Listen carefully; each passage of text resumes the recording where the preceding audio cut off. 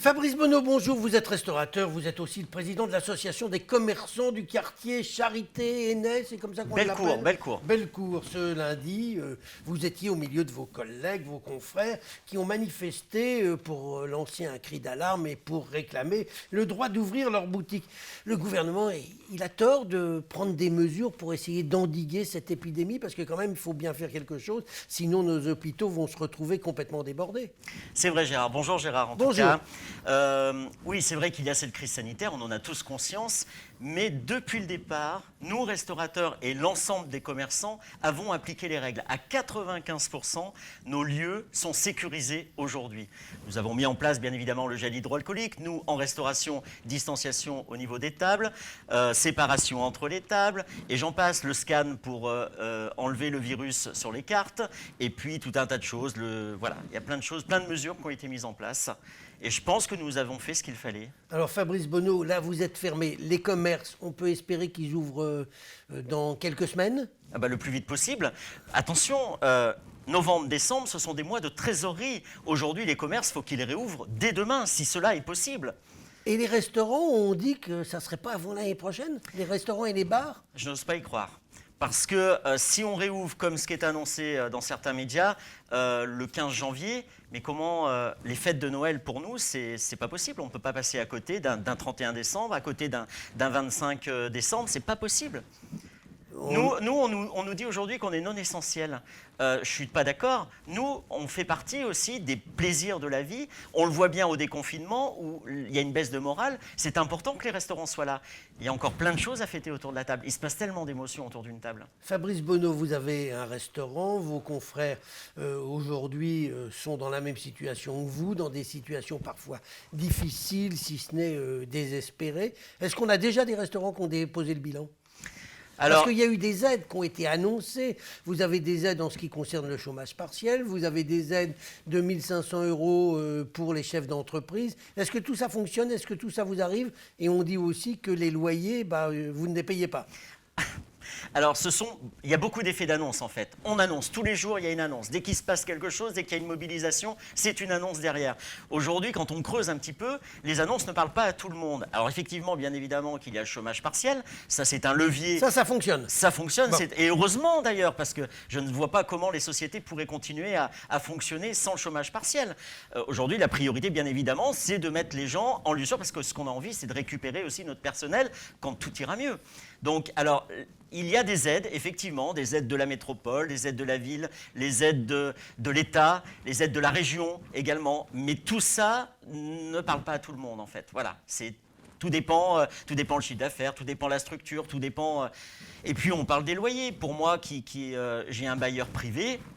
Je suis désolé, un bailleur privé, on ne peut pas lui interdire et on ne peut pas lui dire de ne pas recevoir un loyer. Il en a peut-être besoin d'ailleurs pour rembourser des emprunts. Bien évidemment, on ne sait pas, derrière, il y a des familles, il y a des enjeux personnels. Donc aujourd'hui, c'est compliqué de demander à un bailleur privé de ne pas réceptionner un loyer. Est-ce que toutes les aides que vous recevez, là je parle du restaurateur que vous êtes, vous permettent d'éviter la catastrophe, ou est-ce que si ça continue trop longtemps, de toute façon, vous n'allez pas pouvoir vous en sortir? Non, la catastrophe, elle est au bout du chemin, de toute façon.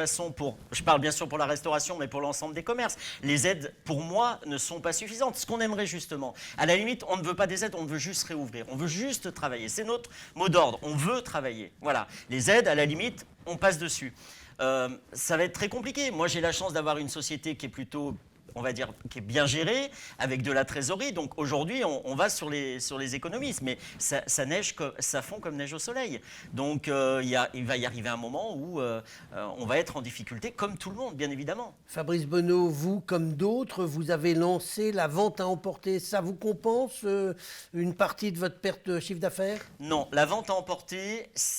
ça permet de ne pas se faire oublier. C'est un peu, il faut le prendre comme de la communication. On est là, on existe, on n'est pas mort.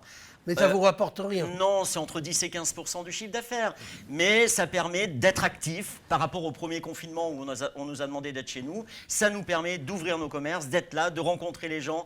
Et puis, il y a cette solidarité aussi dans la restauration. Les gens viennent parce qu'ils aiment leur chef, parce qu'ils aiment leur restaurant, ils aiment ce lieu. Donc, c'est aussi garder le lien avec la population. Fabrice Bonneau, on entend les restaurateurs se plaindre de traitement inégal des uns et des autres, notamment la restauration collective est autorisée alors que vous, restaurant privé, est interdit. Est-ce que ça, c'est quelque chose que vous notez ? Bien sûr que je le note. Quand vous avez les écoles, bien évidemment, les écoles, les jeunes, il faut les mettre à table, mais vous avez, comme vous le dites, la restauration collective où ils sont 200 ou 300 à manger, à déjeuner ensemble. Là, il n'y a pas de distanciation. Quand vous déjeunez, il n'y a pas de masque. Donc, bien évidemment, ce sont des lieux qui favorisent, ce sont, on va dire, presque des clusters, des lieux qui favorisent le virus. Nous, chez nous, on nous a demandé de limiter la clientèle. Moi, je suis passé de 70 à 30 couverts en séparant les tables avec la distanciation. Vous imaginez le sacrifice ? Et chez nous, on peut gérer les flux, c'est-à-dire on peut être derrière chaque client. Quelqu'un se lève sans masque, on peut dire attention, mettez votre masque pour vous déplacer dans le lieu. On est derrière chacun. Est-ce qu'il y a eu beaucoup de cas de contamination dans les restaurants ? Est-ce que c'est une information qu'on a ou on n'en sait rien ? On ne l'a pas su. Moi, j'ai jamais entendu parler pendant le déconfinement qu'il y a eu des clusters dans les restaurants. Je ne l'ai pas entendu une seule fois. Si on l'avait su, vous pensez bien que les médias en auraient parlé. Fabrice Bonneau, Laurent Duc de l'UMID, l'Union des métiers et de l'industrie hôtelière, évoque des suicides. Est-ce que vraiment il y a eu déjà des suicides ?